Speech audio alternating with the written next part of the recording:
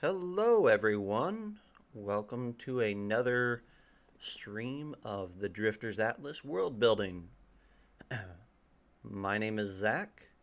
We've got Thomas along for the ride as well today, our other host. And then we were supposed to have Catherine. You guys remember from last week that Catherine was supposed to be joining us, but she is sick, so we called an audible and got this cool cat, uh, Jon Christian, as an awesome replacement. How you guys doing today? If you're if you're in, yeah, do it.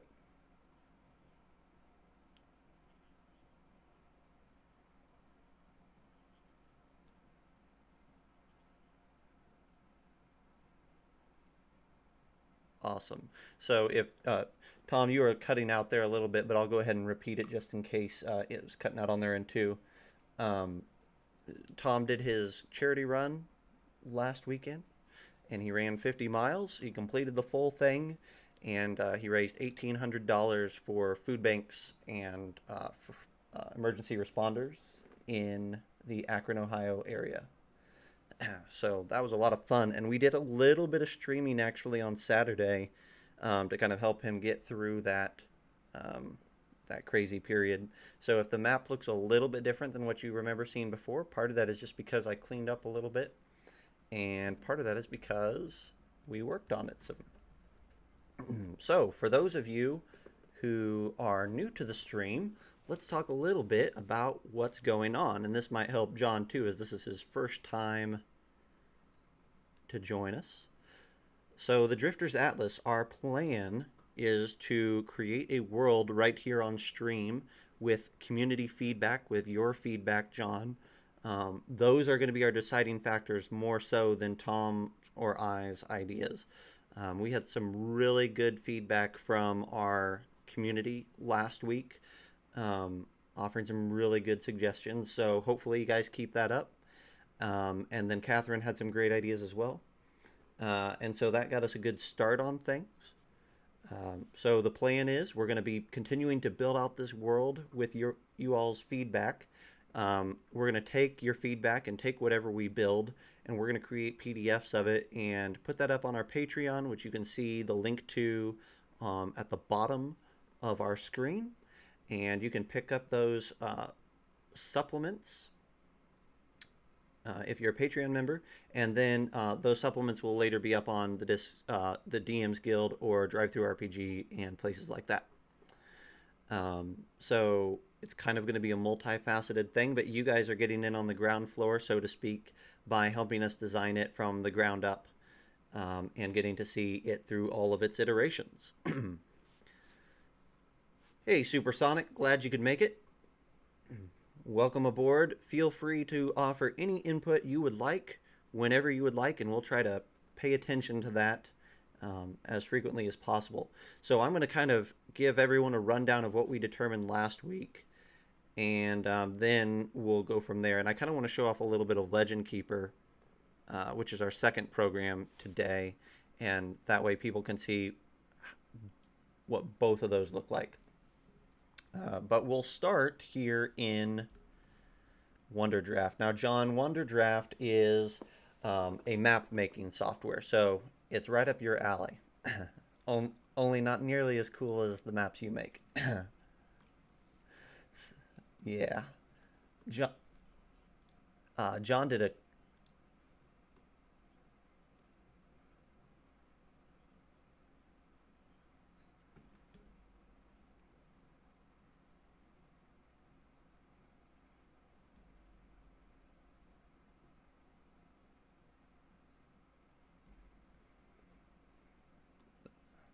Yeah.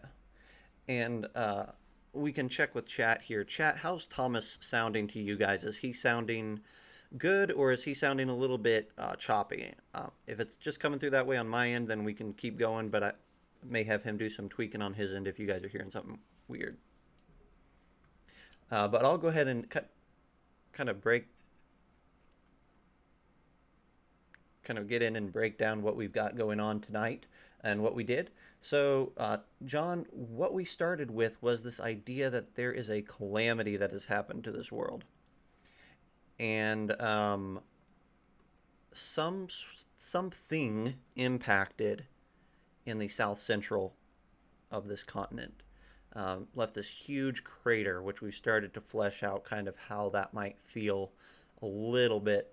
But it's left this huge crater, and there's something, we know at least there's something, that some sort of resource that this impact has deposited or unearthed here in the center.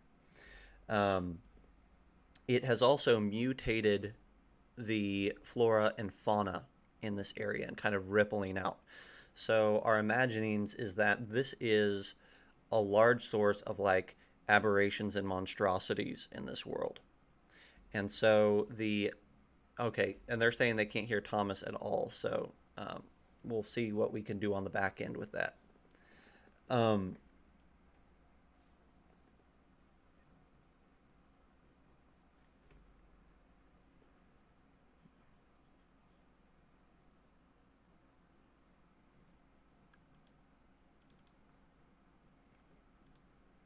yep. Let's see. I'm going to set this to this and try that. You guys let me know if I'm doing some tweaking on my end. Thomas, why don't you say something here real quick and let's see if we can get this working. I think I may have fixed it on my end at least. Or John, you try to say something too. Yeah. Testing. 1, 2, 3. Check. 1, 2. Check. 1, 2.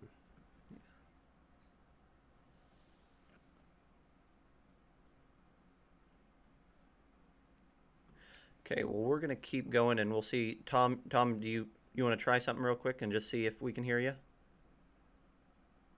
He may not be able to hear us. Yep. Looks like. Okay.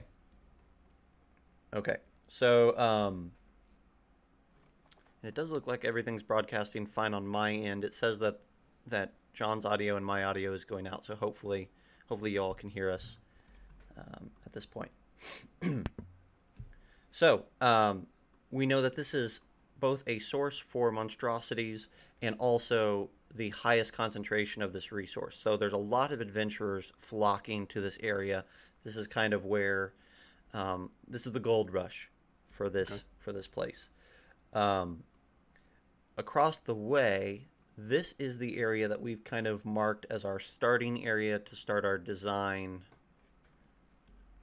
of this world, and our full design, our detailed design, will start over in this continent. Hey, David, welcome to the stream. Glad you could make it. Needs more clickbait. Has an idea on how divinity works in this setting. What if it's ancestor based? There are legendary people who are long dead and are venerated. It can make clerics more interesting. Ooh, what do you think about that, John? What do you think about just tossing out the idea of a pantheon and switching to more ancestral? Yeah, that's so instead of having like a collection of gods, you're just talking about either just ancestor worship or even like a conglomerate or a collection of souls or spirits that represent different portfolios or ideologies, maybe. And he mentions legendary people as well, so maybe there's some sort of like ascendance that certain ancestors can gain to where, if you gain this much power, maybe you have some sway on the mortal realm even after you're gone.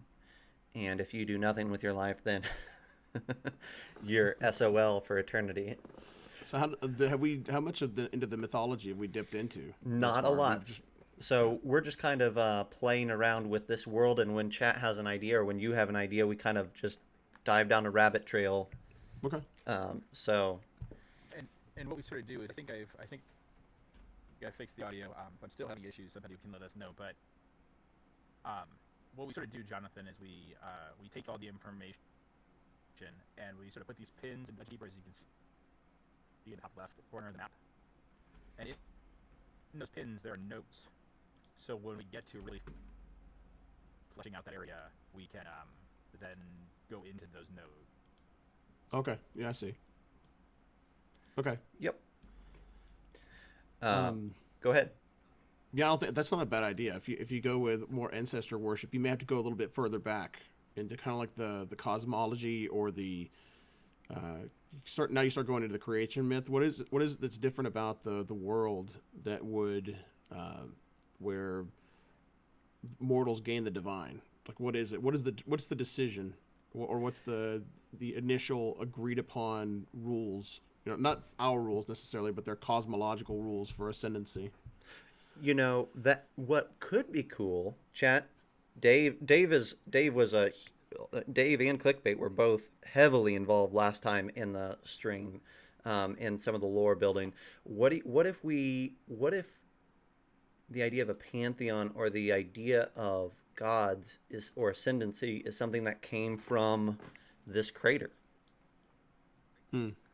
What if this is your path to ascendancy is getting X resource from here? Right, like Yeah, some kind of a pilgrimage that has to occur in order for you to gain like sainthood effectively, right? Yeah, it's one of those things where like I love because again it's a world almost built for adventuring, right? At that point, like the concept is like if your players like the whole point of this setting, the whole point of this world of every person in it that is capable is to fight their way through the beasts of the crater and claim ascendancy for themselves. Right. Well, then everything's going to revolve around that, right? So Yeah. no mortal wants to remain mortal forever. So you're going to have like a constant stream of people that are going to be making pilgrimages towards the center of the crater in order to gain their chance at godhood. And what does godhood look like to those people? Is that where the pantheon comes from? Right? Are they generating a pantheon, or is it this collection of souls that are united under the same like divine banner of power? And their influence is the same, or are there is there a particular status level that where they gain additional power or less power depending on what feats that they accomplished in order to get to the crater? Or Yeah, that's I love that line of thought. It's something that we haven't seen before. I'm gonna before I forget, Supersonic asked a question which ties into the crater, so we'll go ahead and cover it. Says loves the concept of a gold rush area. Any thoughts of a rapidly evolving, changing camp there? Yes, there are two things that we're already kind of thinking about with regards to that. So you'll see we've got a pin here marked Earth Genasi. And if we click on that, there's nothing there yet, but we had an idea that one of these kingdoms over here on this coast is trying to establish a foothold in the crags, or what we call these the eggshell mountains, I think is what we determined. So yeah, eggshell peaks. Yeah, yeah. And then David's saying, rotating gods, you have to collect a certain amount and begin your path to replace the previous god. That could be cool too, where it's a very gamey, yeah, like a gamey mechanic almost, in that like it's a push your luck, like one you gain X amount of power, X amount of ascendancy, you can ascend into godhood, but if X amount of people ascend higher than you or gain more power than you, then you can be kind of bumped down out of that. Well, you're talking about kingdoms that are in the surrounding area. All the political influences are going to revolve around that too. So Right. when we're talking about politics, you want a member of your tribe, your nation, whatever it is, you want them to gain the ascendancy. So now you're talking about, it's almost think of maybe along the lines of kind of like a Catching Fire, or like a Hunger Games, right? But instead of one person representing, and then they gain it's clout that they get, or they get some kind of tribute, or they gain some kind of gift or anything like that, their country gains this like the blessing of that divine right of ascension. That's a right? good thought, right? That it's not just about the individual, it's about what that individual brings to the table then for their kingdom, right? Right. If a certain kingdom has a dozen ascended people, holy crap, like Yeah. that kingdom now has like a ton of gods working towards its favor, Right. hypothetically. Well, yeah, there you go. So if you're talking a pantheon, right? Maybe you do have one that is kind of like the Zeus, right? The one that's the head, or the one that sits on the throne, so to speak. But you have other seats that are at the table, and influence will wax and wane for different political factions or different nations over time. Nations will rise and fall as a result of their fall from that whatever that divine table is, right? Yeah. Now, if you keep that in mind, though, now you got to kind of think about timing. Is it constant? Is it a constant war? Because if it is, the landscape of the entire world is going to be completely ravaged on a regular basis because people are going to constantly be vying for the control or access to that point. Or is it cyclical? Right? Does it happen every 100 years, every 700 years, every millennia? Right? And then what kind of conjunction or celestial or cosmological alignment has to happen, and then how does the world around it change and evolve as a result of it in order to facilitate the game, so to speak? Exactly. Exactly. Um, The we the thing I thought go for it. is that what if you had a pantheon of 3 or 4 or even 5 major deities? So you have your 5 base, you have a good and evil, you have 3 in between or something, and then you have these people working for the minor godhoods through Ascension. I see what you're saying. So now, That do you, way, do you go, or do you throw it on its? still explain clerics. Go ahead. Sorry. No, I'm sorry. Go ahead. I talked over you. No, this is so that way you could still explain cleric gods. What you don't want to have happen, or maybe you do. The other option is what would be fun is that if you were a cleric of a minor god that fell out of power, you might be able to. That might be another fun storyline for your characters. Right. Yeah. Yeah, and we've got a couple comments down here already. Maybe to become a big god, you have to be worshipped or venerated as well. Like that's a way that you can, like the ancestral worship, like we started this whole thing with, could be a way of keeping your kingdom's god, your kingdom's ascendant in power, right? You're kind of like a trickle feed to keep them easing their way up. And then David is saying, how cool would it be to see an old god return because it wants to reclaim its seat that had been taken from it? Like the idea that a demigod is not a common occurrence, but not an extreme rarity to walk the earth is really interesting, right? Yeah. If a demigod is essentially a descended god, one that has fallen from the table, so to speak, or the whatever you want to call it, the throne or a seat. Their seat they've been deposed, and now they're walking the land, not as a mortal, but as a meta-human or as a demigod, right? Yeah, I love the idea that, and thinking about it again in game mechanic terms, a demigod would be a cool patron for a warlock, right? Yeah. Like if you're tied to a one of these descended gods in some way would be really cool. Let's see, the Supersonic is saying maybe they enlisted a hero to do it. I think that could be cool. That like again, because if there's a worship or a veneration aspect to it, right? If your ancestor has deascended, and then they recruit you to do your own ascendancy, and in that case maybe help them also reascend. That could be a fun, yeah. Yeah, you could even go like almost like a celebrity status with it too, right? Where you've got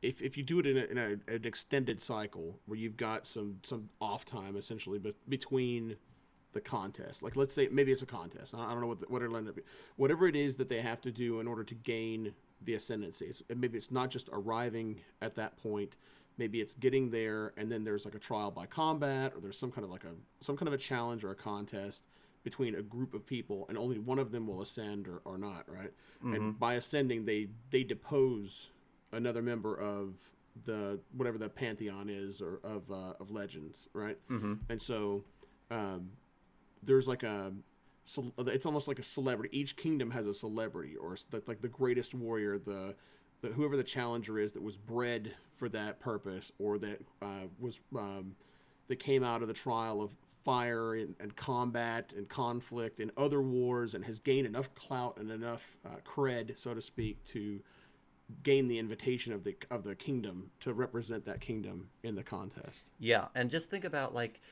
if you're the bottom god on the totem pole, think about like the fanatical fervor that you're trying to inspire in your followers to help you keep like claw onto your onto your foothold and climb your way to a spot that's not at the bottom rung.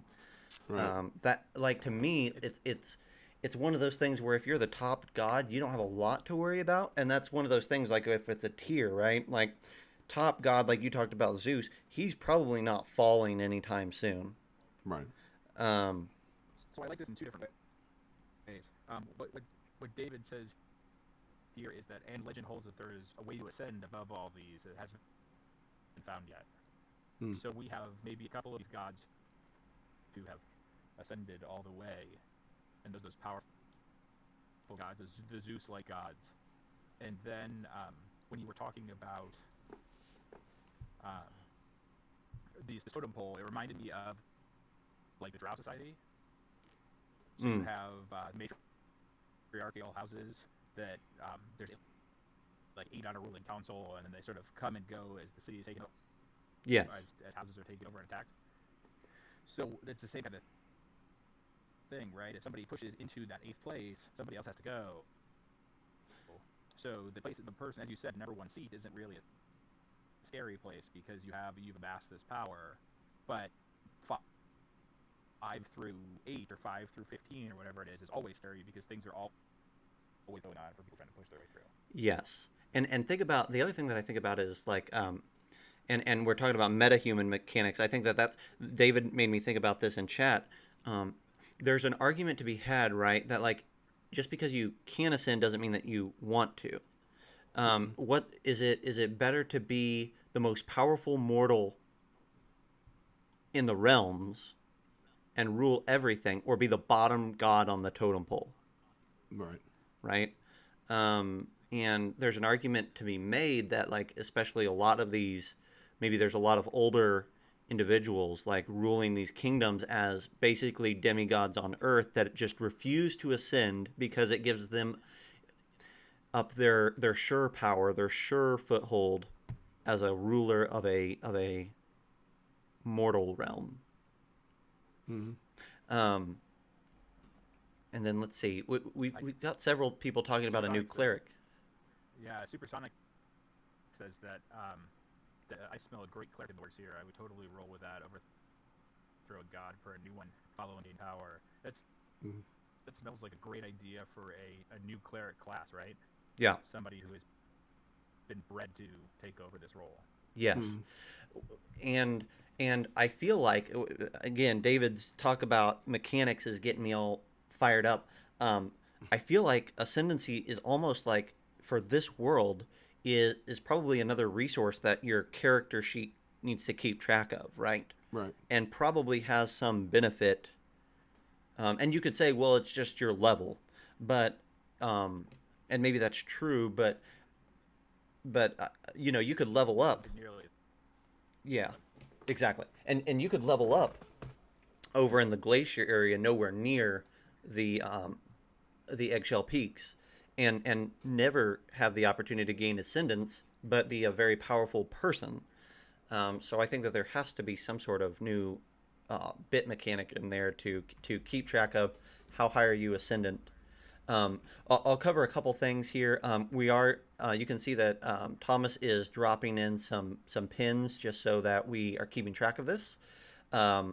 We also made notes after our last week's discussion that we would love to have, and we'll have to see how this factors in. But there is a major tech city, we think, we're thinking like Wakanda style, hidden in the middle of this desolation. Um, there's a society there that has managed to gain a real foothold, but has kind of isolated itself from everyone else. We don't know much about that. And then, John, for your sake, what we also built over here, just to kind of keep us flowing and see what of these ideas we can work in. We know that this area is ruled by really a conglomerate. There are 8 pirate lords that own this continent here. Okay. And they basically patrolled this channel, this large 50-mile channel here, and that's full of when this impact crater hit, lots of jagged earth was shoved up through the plates, and they kind of basically patrolled that area and kept people that were harvesting resources from easily getting off this crags and through here. Recently, though, there is a dragon that has kind of planted itself in the midst of this kingdom and is trying to civilize these pirates. And so it's a at least not an evil dragon, and it is trying to turn it from a place of chaos into a place of order, a place where trade and bartering can happen, and where it can see some benefits of that, but also where there's not a lot of infighting. And so far, it's kind of worked, is kind of what we talked about, where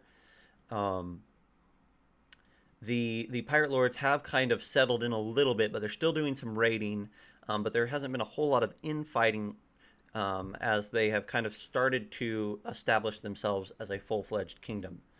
And so we've put 8, there we go, zoomed in, 8 strongholds around the perimeter of this kingdom. And then the dragon kind of has this forest in the center with a few peaks. So I'm happy. We were building a starting area with Catherine, but if we're on a trail on a hype train right now for this, so and the deity stuff, so we can stay there. I just kind of wanted to make sure that everybody was caught up in what we have built over here, just in case they want to pull that in. Gotcha. We know that there is a lighthouse here that the pirates have built as kind of a way to navigate this craggy channel. And again, we know that there is a subset of these pirates, some Earth Genasi, who have started a camp here. But it's not a very well put or well established foothold. What if being a warlock is like worshiping alien ancestor gods? And then David is asking, were there no gods before the meteor hit? And what happens when the ascendancy takes place? Is the stuff that's been gathered consumed like spell components? If so, what happens when all the components are used up? So I think David's got something that gave me a thought here, right? So what if there were no gods before the meteor hit? How about this instead? How about what if there were gods before the meteor hit, but a god was what is actually what caused the meteor strike, right? That there was this great cosmic war. Now you've got a divine source for the ascendancy, right?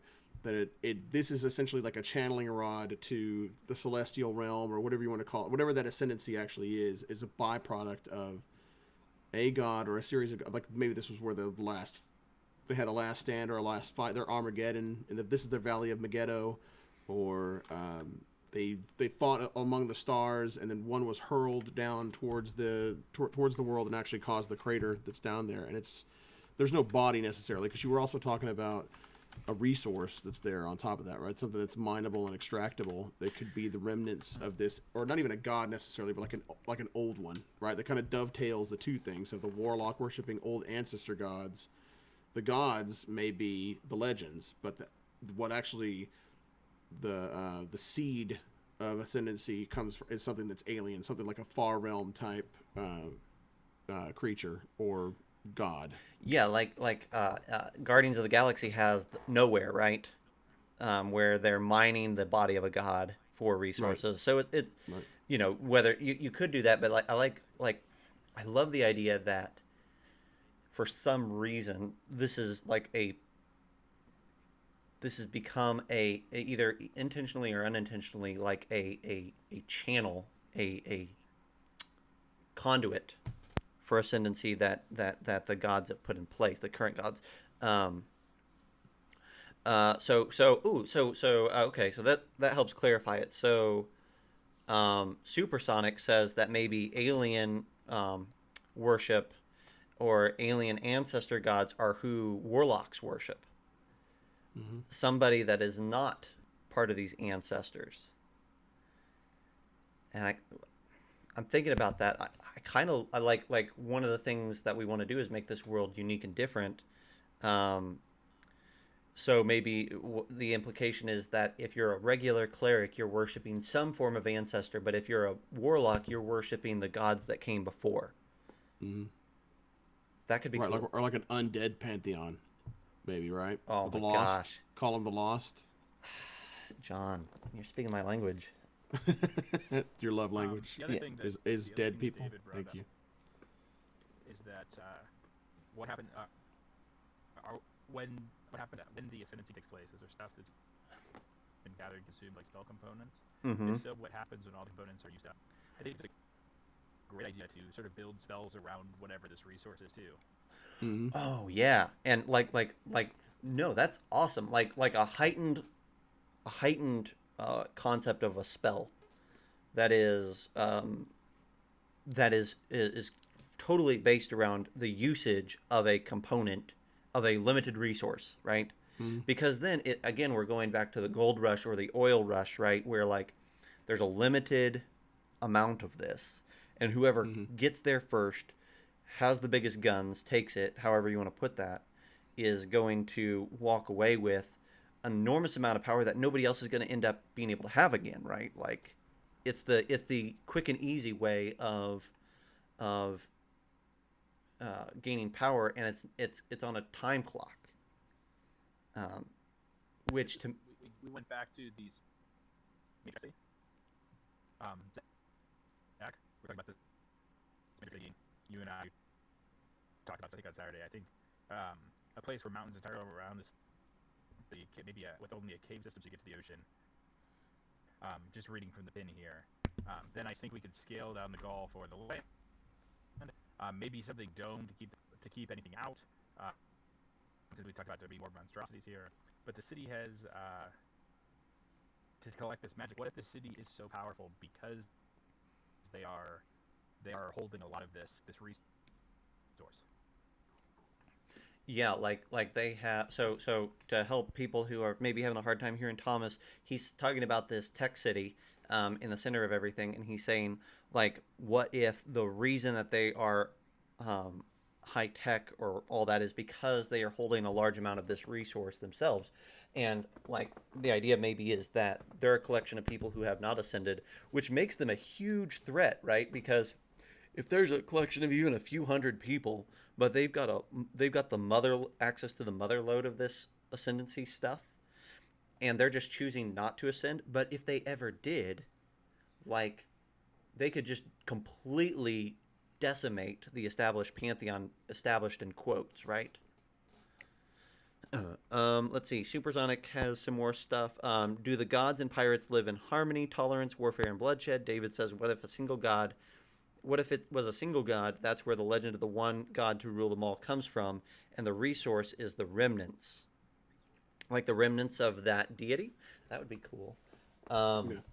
And then, I think to answer Supersonic, I think the pirates live like their own life outside of this, right? Right. So the channel is almost 100 miles across, and then there's this giant group of mountains. People, what we were talking about is that maybe one of the pirate lords is trying to has heard stories, is trying to move its way in. These Earth Genasi isn't doing a very great job. The rest of them are just sort of living their life over here with the and trying to keep just trying to keep positive by sort of wondering and ruling this part of the world. yeah. That's an interesting thought on our pirates now. That pirates are of little concern. I say little concern, but like to the adventurer who is going into the crater to gain their own ascendance. Pirates are of no consequence because they're not coming back. At least is the mindset, right? But if for those people who are mining this resource or taking this resource and trying to transport it, bring it back to their ruler or whatever, um, pirates are now a problem. Um, so the main question then is right, like, which again brings up this or brings this up this idea of like, it's not a resource that you get from killing something or cutting something down. It's a resource that you can stick in your bag and take with you and give to somebody else, which I think is, you're going to have a whole kingdom who the king sends his armies out to collect resource to bring back to him, right? And the soldiers who are in the crater are getting little or no actual ascendant resource for their own. Let me ask you this though: is it a resource that is collected by an army or by a group, or is it a special breed of adventurer? Like that's another angle, right? One path for the adventurer is the ascendance to godhood. Another one is wealth and fame and glory by collecting a resource, or some, like you said, that there were mutations, aberrants, and other kinds of alien, like bizarre creatures that were inside of the crater site or the zone, right? Where you're collecting bits and pieces of their flesh, blood, ichor, bile, whatever, in order for spell components, for elixirs and remedies, kind of like Eastern medicine, or like tooth of this, hair of that kind of thing that increases, potency and strength and charisma and that kind of stuff too, right? So it's like you're mining the entire zone. Did you say there was like a jungle or like a swampy, or what's the terrain outside of just being like rocky crags there? So I don't know that we've talked too much about the terrain, except that we know that there's a lake here in the center of everything. I don't know that we've discussed like, is there forest in this area or is it all desolate? So those are good questions to ask as well. Like if this is an ascendancy area, I really have a hard time like seeing why it also needs to be desolate of life, right?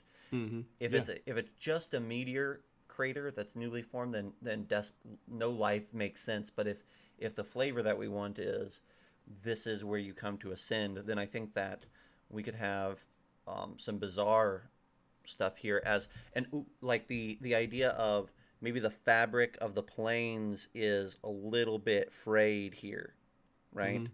And because you're dealing with the celestial and whatever right here touching touching this plane, so to speak. Mm-hmm. So you see a lot of things slipping through, and also you could maybe like turn a corner in these crags and step into a pocket of the Feywild or the Shadow Realm or the astral plane that Mm-hmm. you didn't know was coming. Well, so another thing to think about too is that with what I usually like introducing in the kind of my own mythology is, for every ounce of good of a resource or a thing, or the promise of power or the promise of ascension and God and things like that, there's a shadow mirror of the thing. So whatever it was, let's say that whatever it was that actually the crash site, whatever the creation, the ascendancy resource is, or the cause, what if is it a good? That's the question you have to ask yourself. Is this a good thing, or is this really, really terrible for the world and no one sees it? Some people see it. Some people see it as they can see they're prophesying the doom without, not through prophecy, but just like they see it coming on the horizon. This is bad. Like what if the site is a blight, right? Or it doesn't seem like it, but it's spreading, and this is just like, it's like a world seed, right? And while everyone's fighting over the ascendancy, it's just like it's one thing to keep everybody distracted until it completely consumes the area. And so maybe this tech city that you're talking about is not necessarily there as exploiting the resource necessarily, but they're there kind of like trying to keep things in. and it's their responsibility to kind of, they're the gatekeepers of hell, so to speak, and no one is really, just paying attention to the warning calls or the warning signs. Yeah. So thinking about that, it could so I love the idea that there is an underlying assumption that is false about this, right? Mm-hmm. Or that there is more to it than is to be seen. Maybe it could be that the thing itself is evil. It could be that there is another entity or another group of entities that are using it Mm-hmm. underneath everything to kind of Corrupting it, corrupting right? it. The other thing, You could look at it both ways too. You could look at it as everybody sees this as evil, and people are making a pilgrimage to prove that it is not evil. So there are there's a couple different ways to look at that, right? exactly. Mm-hmm. I need more Both have the same clickbait. idea. Yeah. Need more clickbait. That we need to jot that down because that is a sweet image to put in a book at some point. Like this line of ships on the Yeah. coast that's empty because there's all these people that are landing with no Yeah. intention of coming back. Yep, there you go. David agrees. Yeah. I also think like there's a question that people have to be thinking, which is like, what happens when this resource runs out, Mm-hmm. right? So we know that it creates power and kingdoms in a moment. If the right person gets enough of it, they can wield so much power. But there has to be people saying, okay, but when this runs out, is the pantheon established? Like, is it like locked in now, and that's what we progress with, or does using the resource slowly trickle away all the deity's powers, or what happens? The whole world is shifting to realign itself towards this resource, but at some point that all goes away, and we have to realign ourselves back to a world without it. What if so we go back to like this magical meteor shower idea, sort of, like a god dust or god whatever it may be. What if once every 1,000 years, the sort of the currency or the thing changed, and you had this sort of magical shower, and it's sort of locked in part of that pantheon. Now say that last part again. Something changes. Yeah, so you were talking about having the material components being used up, right? So you were talking about what happens when it's all materials are used up, and people don't have it for spell components, and people have it for ascendancy and everything else. What happens if once every 1,000 years or every 100 years there's this sort of like star shower or something that happens, um, and you don't even have to. The people don't even have to know this. You could have this big shift of power if something happened, and it goes from one god, whoever's in the control gets, they send out as part of their essence. Or I'm just sort of spitballing here, but a way to sort of add to the change and add to the area every 1,000 years or 100 years or whatever it may be. Well, it like yeah, spitballing here again. Like I love the idea. At the very least, I love the idea that this is considered the impact crater, but maybe there are other places in the world where smaller impact craters have happened, where different pieces have fragmented off and hit at different points. And there could be, as an example, a lizard folk tribe who hide the fact that they have access to a smaller group of this resource that's been there for a little bit. And you could talk this into John's idea, where as the resource comes down, super scientist read my mind. As the resource comes down every 100 years in different places, it's sort of corrupting that area. So you have this tribe of lizard people who weren't sort of like, let's think of like an African tribe that's all locked away, and not that they are bad or different people, they're just not used to being around people. So you have these lizard people that are trading and doing things, then all of a sudden they start, anybody who comes to bring them goods is taken and not heard from. Mm-hmm. Mm-hmm.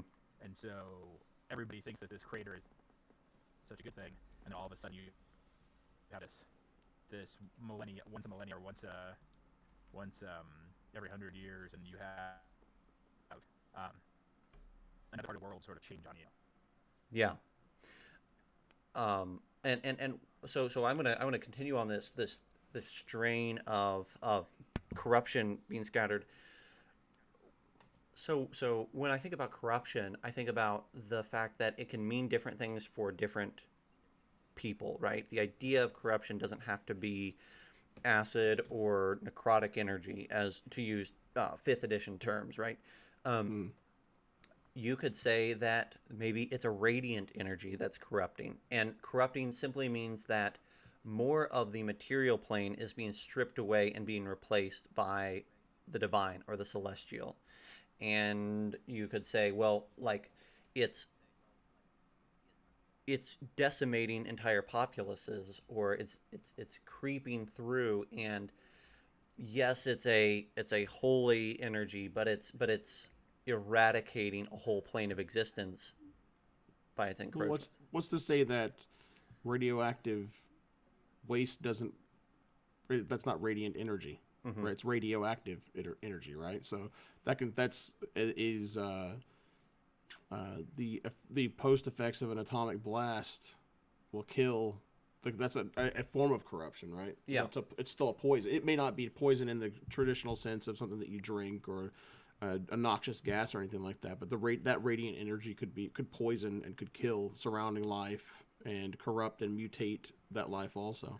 Yeah, and I love the idea that maybe on first glance it looks great, like the Mm. influence of the smaller impact sites or whatever looks healthy. It Mm. looks beautiful even, but the reality is that it's replacing or destroying the material plane's unique flora and fauna and replacing it with something that's extraplanar. Well, let me ask you this too. Something to think about, like the corruption and where the. So if you're looking to replenish and again, I go back to like there's always a price for me. It's like the goodie that the world gets. There's like it's a devil's bargain that comes along with it. What if like in the cyclical event where you have the actual ascension to godhood? What if there's a society, a secret society that knows that the the resource is eventually going to end up being depleted, right? Mm-hmm. And so what they've found is a way to, like, all right, now it's your turn. You're going over to the other side. You're going to be, one of the other gods, and they've made a deal with the dark side of the table, so the dark seats, to say we'll sacrifice one of every 12th ascension. We sacrifice it to the crater, so to speak, right? And so what that does is that divine blood replenishes. It feeds like water to a dying plant, feeds that area and it replenishes it. But that's where the corruption actually comes from, right? Maybe the initial, whatever the initiating event was good, pure, holy, whatever, right? The byproduct of it was, but the greed of men has corrupted it over time, right? Mm. And so that's another angle, is the secret. That's the dark secret that no one wants to admit, no one wants to know about, and that even the gods of good are complicit in it, maybe somehow. Like they're willing to turn to the side because it's for the greater good, right? So again, there's that devil's bargain, that Faustian deal that they're willing to make in order to maintain the status quo. Yeah, like the idea that the original god or whatever that created this crater is a completely neutral or holy force, that Mm-hmm. its energy is non-corruptive. It is pure, but but just by the very nature of them being mortals at one point, fallible creatures at one point, these meteor storms that are the current gods trying to replenish the supply, so to speak, maybe is corrupt, and like you said, a devil's bargain. Let's see. One of the things, Go ahead. one of the things that David talked about was um, maybe a new race of people, something alien, Mm-hmm. or I even brought up something like in fifth edition where you have the the Aasimar. What if you had another class of Aasimar or something that was sort of the corrupted Aasimar that was here, built around these gods? I love that. I love the idea that like because there's a good like that's the secret made manifest, right, John? Like if the people in Wakanda, we'll just call it Wakanda so we all know what we're talking about, are beings made from the holy light or the holy essence, and they're the Asimar, and then the beings that are being manifested from the corruption or the meteor storms are tiefling or whatever you want to call them, right? That's the evidence, right? If you want to turn a blind eye to everything else, you really have to just completely ignore like that aspect, or just kill all the Gotcha. So all the evidence. You want to make it look like you want to make it very evident difference. I was saying that I was thinking ahead that they were close to the same, right? So you have these dark and light Aasimar, let's say, just as example, and on the surface they look like humans almost, and only through action do you see that these aren't the same people. And that might be a better way of doing it, to say that it's not as obvious as Asimar and Tiefling, but that it's one race, but that looks very similar from the outside, but that internally there's a dark seed versus a light seed. And then let's see. Yeah. So. Because I think the thing that we're missing here that we haven't talked about yet is we could use this material for multiple different things in the setting, right? So you could use this material for spell components, and just to get back into it, you could make a whole thing of different potions and things that have only been brought to us by this city that has been harvesting this for quite some time. Yeah. You could have, and we talked about things like Ebron, we have like zeppelins and powered boats by jets and things like that. So we need to figure out, is this some sort of actual physical component like a gem, or is this pieces of those mutations like a job, like eye of the whatever, or tooth of the wolf, or whatever it may be. Or is it metaphysical, right? Does it really, like, maybe that's the thing. It's like we think about resources as something that we can touch, feel, a gas, like you said, a mineral deposit, a crystal, or something like that. Why couldn't it be something that is drawn out, like a metaphysical property, or like an essence, right? That is then stored in batteries or in crystals or something like that, right? And then that's the juice, so to speak, for the Ascension, because then you have like a particular group of people with a very particular set of skills, and it's a trade that's brought in for to mine or to harvest, right? To harvest the material or the inner source. Yeah, I think that so metaphysical, I think, is an interesting take on it. You could you also said the word gas, and I think that there's something in that vein of metaphysical or gas where it's not a solid and it needs a containment device of some sort to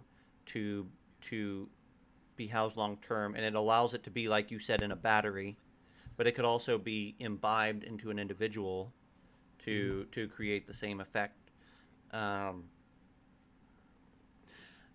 Whatever it is, like what you want, I'm at least in my mind, we want it to have some sort of visual representation, because we want the layman to be able to find it hypothetically, right? Sure. So as opposed to, like, if it's something that's pure ethereal essence and only wizards can see it.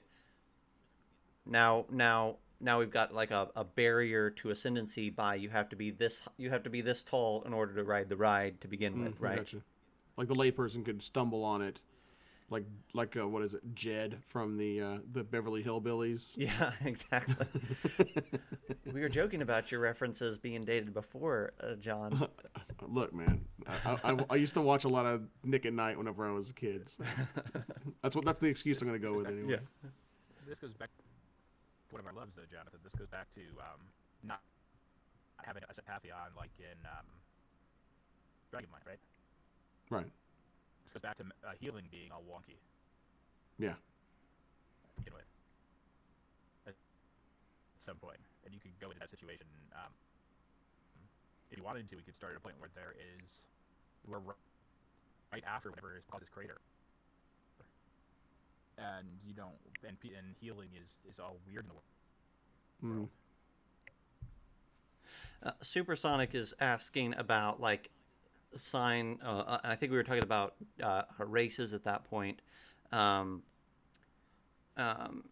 then they're talking about an invasion by the gods, end of times type of deal. Like a Ragnarok. Yeah, the threat of apocalypse, right? To me, and I'm flexible on this. To me, I almost feel like the threat is more the other direction. Like when deity is this close for the mortal man. At some point they say, screw this work where we have to go prove ourselves. Let's just figure out a way to put a ladder across this barrier, and let's just go over there and take what we want, right? Raid Olympus, so to speak. I could at least see like a subset of powerful beings on this world saying, if we could just find a seam to that celestial place somewhere in this crater, which surely there has to be one, we could just step through and not have to prove ourselves. Right. Well, and it's right. So what it does is it connects with man's avarice, right? Like, or the sense of entitlement. Like, who are you? Like this. Like, who said that this is the only way that we could do it? Who are you to say that these are the rules? And they try to bypass that with a hard left in order to obtain it through other means. And that might be where the invasion of the gods actually comes in, Supersonic, where if the gods feel like that's getting close to happening and their ascendancy is being threatened, we're going to come back and we're going to take it all. We're going to just collect it all and reascend ourselves, and then you're not going to have any of this resource, and there's no way that you can ever get to us at all. Right? Like that could be the threat, is like, before you get, it's the Tower of Babel, right? Before you build it tall enough, we're gonna come in and wipe the slate clean. That's a cool idea. Like that, like both sides are starting to threaten each other with apocalypse or annihilation. I think that information can be given to your players through these race of people in this area, correct? Yes. So these race of people, whether they're the good or the bad, whatever side are trying to get you to play it up, because of course you want your players to be in a pickle trying to figure out which side they feel like they belong on. Which side's the right side, right? Which side's the right side? You don't want to stand out. You don't want to stand out and be like, oh, this is the right side, here is your sign, sort of thing, right? But you want them to both feel like there are positives both of these races telling you this is how this works, this is why it's great, and then the other side obviously is trying to get you to either break down the pantheon or figure it out that way. And when your players end up interacting in this area, halfway through your campaign or whatever it may be, they come in and they are introduced to both of these people pretty early, and they have to make the decision on why these feel good or bad. I link it back to playing like World of Warcraft or any MMO, and there's always that quest giver that sets you up for failure, sets you up to be the bad person, and I feel like if you have, of course, the bad guys can give you the most reason to help. So maybe that's how they're introduced to, hey, what do you think that can help our church in the city be a good ascend, or player in your party to ascend to godhood, be or these gods are terrible people. We need to bring it all crashing down. Yeah, exactly. Different. You should definitely have NPCs scattered throughout your world that will help inject this information to your players, preferably sooner rather than later, because this is the impetus of this setting, right? Like that there's this conflict that needs a resolution. Supersonic is saying maybe the refining or storing process creates the negative effects, which I think is also really cool. Like, um, the idea that like using it quickly, naturally, keeps it pure, but it's the storage that kind of wears it down. And the only thing that I think there, and it's not a big deal, it just tells us something about our tech city, right? If the tech city is refining this stuff and breaking it down, then we know that they are a major source of negative effects. So that informs who these people are, that they're willing to allow these negative effects to grow and continue to heighten their tech advantage, which is a perfect one-to-one for our current world that we live in. So that's a cool idea. It just definitely tells us something about this city, and the community would need to decide if we like that approach for the community. We've been using the idea of Wakanda, but it just because we're using that doesn't mean that's a one-to-one either. Wakanda being a good, healthy place as we know it from the MCU, this does not have to be a one-to-one to that. It could be something unwholesome. Absolutely. I mean, Yeah, this tech city technocracy. could lure people in. Yeah, this tech city could lure people in, and it shows you all these shiny things, but really they're doing this on the backs of these gods that our players are worshiping. Or the other way around. They could be trying to promote evil gods that we're supposed to be tearing down. Whatever way we decide to go with it, or you decide to go with it your home campaign, you could go either way with either side here. Supersonic is saying, brings me back to the crater being a bridge, trade and politics coming back and forth. The door exists already, and something changes to make that dangerous. So that's another idea that we could talk about, which is the and let's see, we've got about 15 minutes left here in our stream, so we'll want to try to find a natural landing strip for this for tonight. But we can talk about for a minute the idea that it's not a mystery where the gate to the divine is, and that it is a door that you can see and pass through and pass back and forth through, and that it's not you're here until you're there, but that it's something that can be things can be passed back and forth. But only once you have this power, if you think you've collected enough of whatever this is, right? Yeah, I mean, so you have this doorway.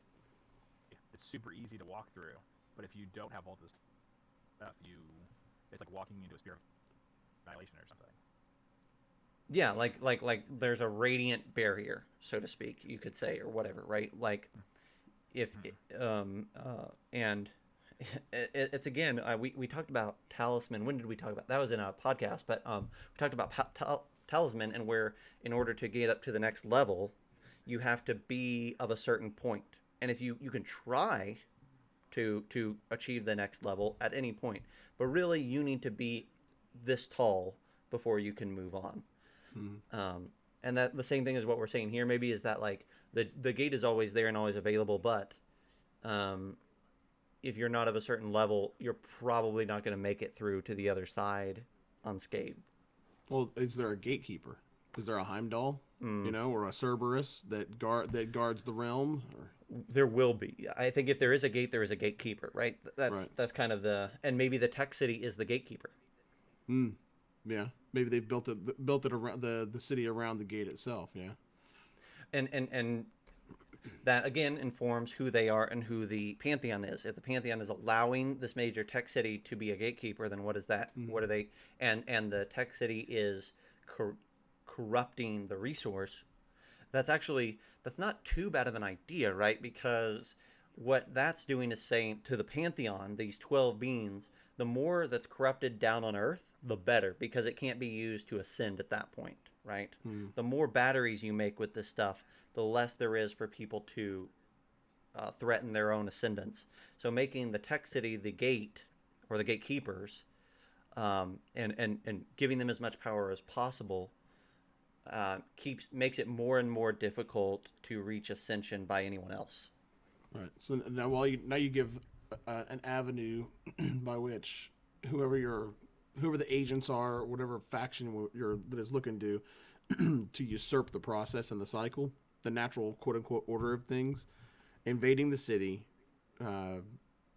felling the guardian or the gatekeeper, and then having a way of being able to bypass the radiant effect that would normally kill them, and having an invasion force that goes beyond into that whatever the celestial realm is beyond, right? Yeah.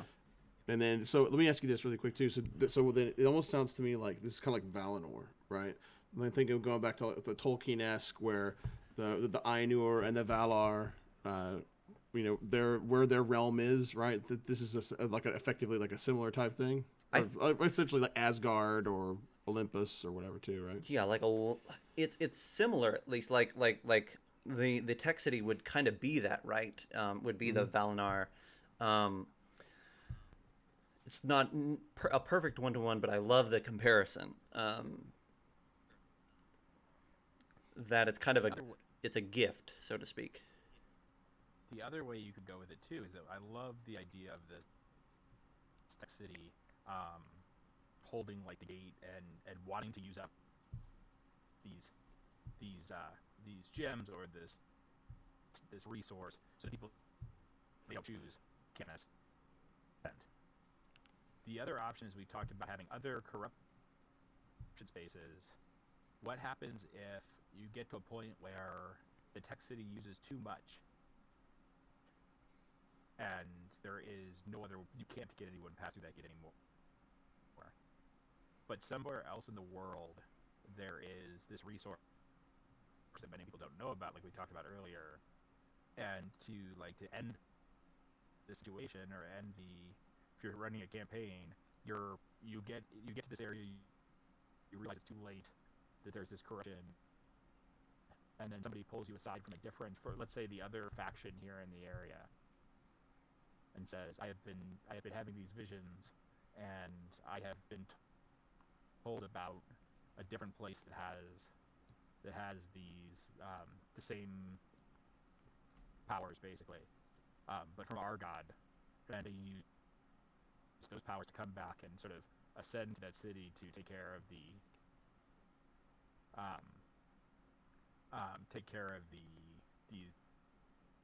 betrayer god or whoever it is that's trying to lock up the pantheon.